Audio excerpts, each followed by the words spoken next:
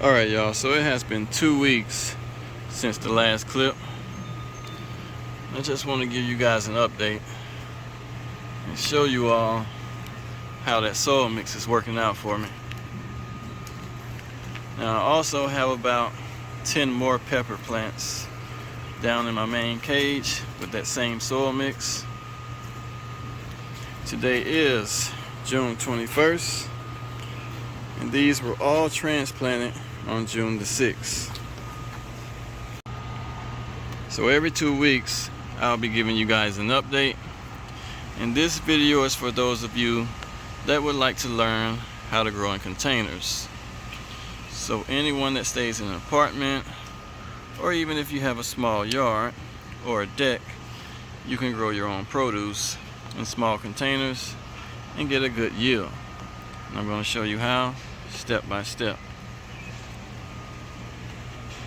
So when it comes to container gardening in small spaces, the first thing you want to find out is what size containers you'll be using for the small space that you have.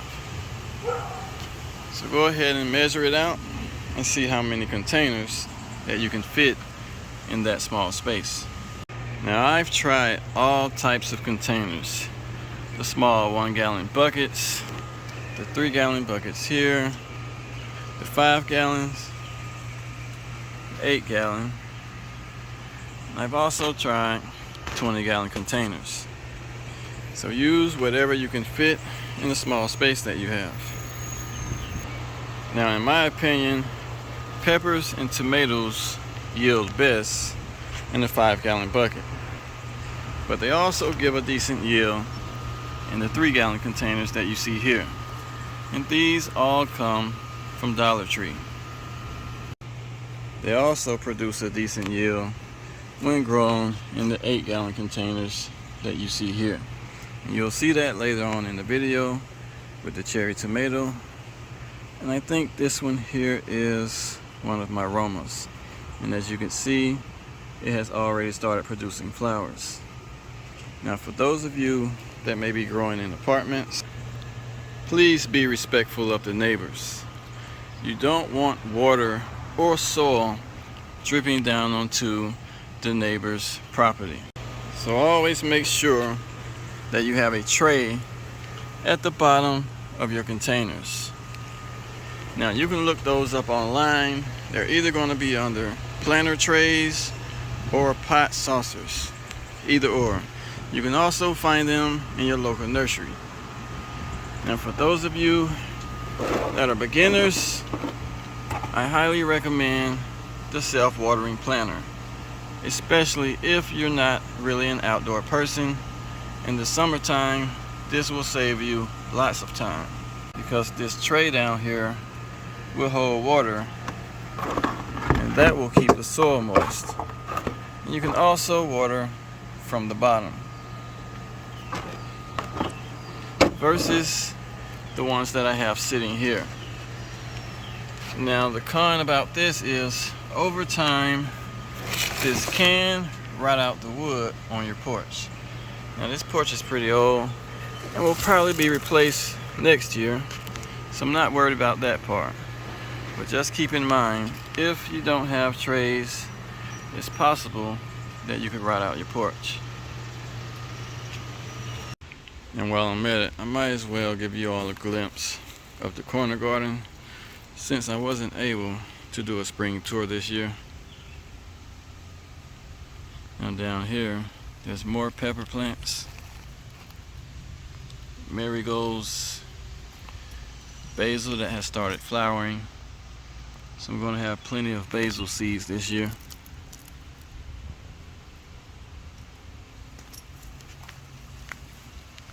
I even have more peppers here.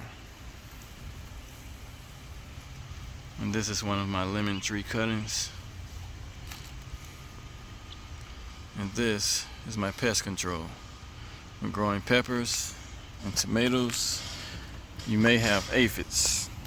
And the best way to get rid of them is to add ladybugs. And right above this, I have my Meyer lemon.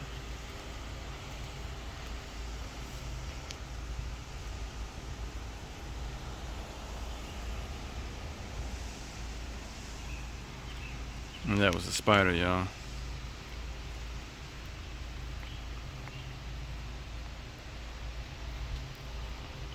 And over here, this is lemon balm. It started growing out of nowhere. Now if you see your lemon balm starting to look like this in flower, you might want to cut it, or it will spread all over the yard like any other mint. And down here, these are my stringless green beans, and they are now growing their third set of flowers. And pretty much after the third set, they're finished, and I'll have more growing.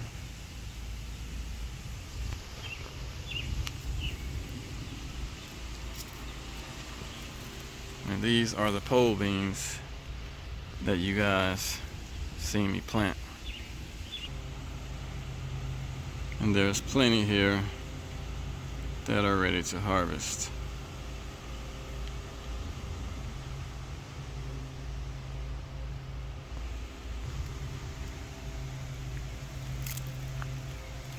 And these are some of the Cracker Jack marigolds, along with more flowering basil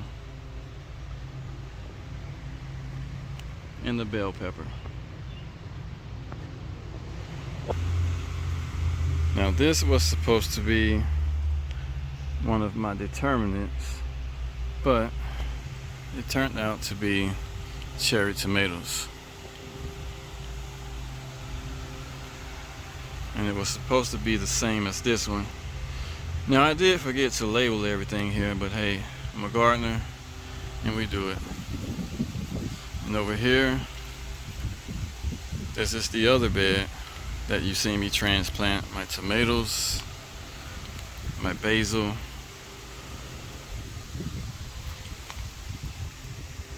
and my bell peppers. Now the reason that I put the bell peppers in the back is because they grow better in the shaded area. Some plants prefer partial shade in the afternoon, like your tomatoes and peppers, and some like the beaming sun, like okra. Now in my opinion, your tomatoes and peppers grow better in the shaded area. For example, look at how nice and green everything is here. And then let's go over here. Check out the tomato plant here. It's yellowing. Now that is from heat stress. It's definitely not overwatered. It's so hot here in zone 8A. I'm having to water every other day. And this is almost dry, and it was watered heavily yesterday. Just look at the color of the basil here, how light green it is. In the shaded area, the plants are darker green. So just keep that in mind whenever you're starting the garden. Some plants prefer shade, and some prefer direct sunlight. Now over here I have more peppers. More cucumbers from that same soil mix. So you guys let me know down in the comments if that mix is any good or not. Matter of fact, go try it for yourself. And down here I have a pineapple. I'm gonna have to add more soil to this thing because I've noticed that it stopped growing. And I have a watermelon going. And there's more lemon balm. It's pretty much popping up everywhere all over the yard. And determinate tomatoes. Now in this 20-gallon here, there's 3 tomato plants.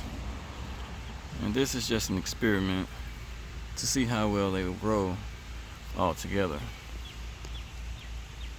So far, so good. I have plenty of flowers. So this is a quick little tour of my spring/summer garden.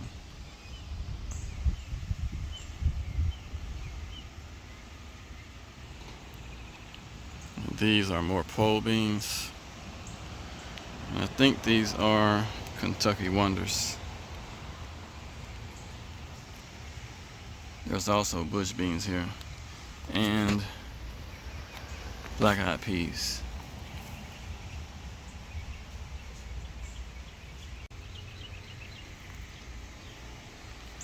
And over here I have my mango trees, and right behind it there's a peach tree.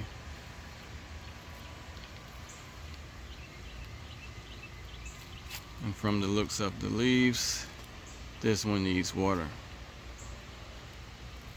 And I just watered this stuff yesterday, y'all. It is super hot here in Georgia Zone 88. And always remember to remove the flowers once they die, because inside of these flowers are marigold seeds. So once you grow marigolds, you never have to buy seeds again. Now, if you don't remove them, they will blow all over your yard, and marigolds will be pretty much popping up all over the place. Now over here, these are my stringless green beans.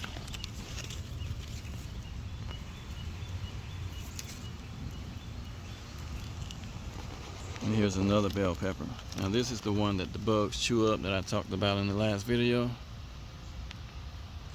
And these are the cherry tomatoes.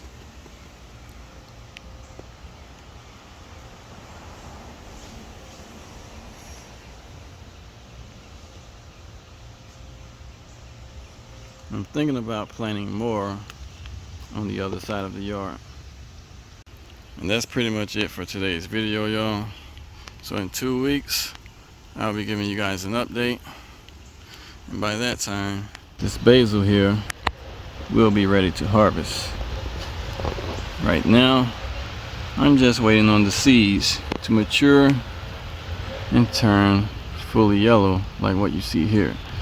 Now, if you wait until they turn all the way black, they'll fall on the ground. And just like the marigolds, they will be popping up everywhere.